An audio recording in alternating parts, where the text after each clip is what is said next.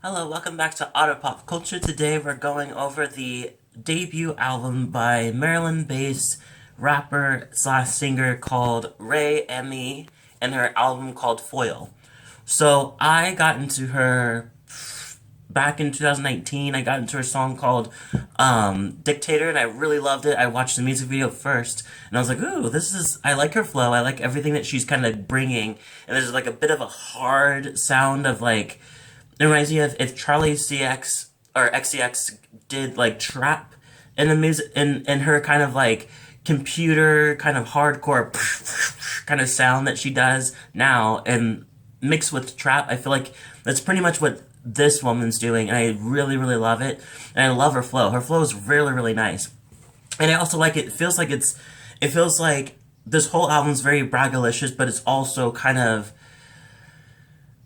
like in that like it's braggy, but it's not trying to take itself too seriously either in the same time. And at the same other time, it's also talking about certain like serious stuff in a way, including relationships. So there's two of those songs that are on here, but the majority of the album is pretty much more like kind of flex type of songs, which are not bad at all. It's definitely, I was kind of upset at first because I was like, oh, okay, we're getting a lot of like flex songs, flex songs, flex songs.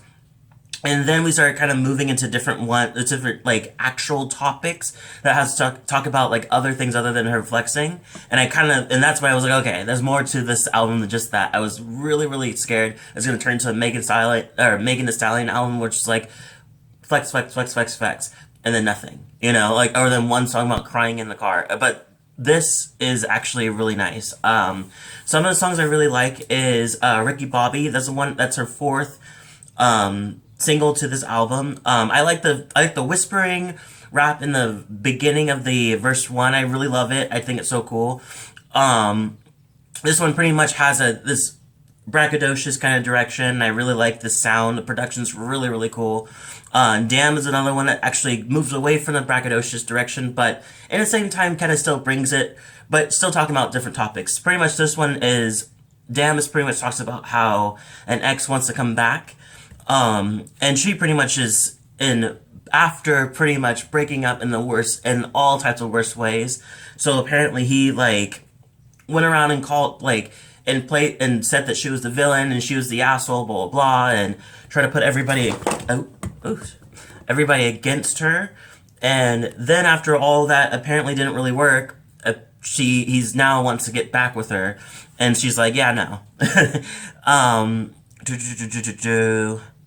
And she's kind of confused. So she's like, make me out to be the villain. Do what you do best, but aren't you sick of burning bridges down? And then it goes into, so she's acknowledging, and it's just like, we didn't really leave in the best direction. So why are you here? Like, why are you back in my space kind of thing? And I love there's this whole kind of slow R&B direction towards it, which is really nice. Cherry Chapstick is one I really like with Lulu. Hopefully I pronounced this right. Zouai. Oops, I actually just have bad writing. Zouai. So I did not pronounce that right. Apologies. Anyway, so this one is pretty much using guys that she's messing around with slash fuckboys as chapstick. So, which is funny because I always thought that I was the only one that loses my chapstick all over the place, and then I'm just like, oh, I gotta get another one. Or I had like I had a chapstick that was like halfway done, and then it just disappeared. So then I was like, fuck, I gotta get a new one. So it's interesting to know that there's more people that feel this way. So with that storyline, it goes into pretty much treating these guys in the same way, just like there's one guy here, there's one guy there, there's one guy in my closet, there's so many options that I have, and pretty much I use them till I lose them kind of thing, and pretty much very Megan Thee Stallion kind of direction. I want to give a shout out to the second single to this album, which is That's On You. I don't know where I was in this space of listening to this. I don't know if she released like a radio version or something, or I completely spaced on exactly how many key changes and parts there was to this song. So it starts off in a different language, and that's supposed to be part one, and then it goes into part two where it hits that hardcore trap and the hardcore beats, and that part is kind of the main part. I feel like it is, and it's like, that's on you. If you don't like me, that's on you, kind of thing. And then it cuts itself and goes into a part three where it's more slow trap and kind of more sexy, and it kind of continues with the idea of just fake people, and I don't really care what people say, like, if you don't like me, that's on you, kind of thing. And she says, everybody fake taking what they can't have, just another snake, baby, that's on that. Oh my god, that's on that it's one of the new kind of terms that I'm still kind of getting used to. But anyway, that's pretty much that song. I felt like I liked it before because I put it on my Friday picks, but for some reason I wasn't really feeling it the second time around. I don't know why.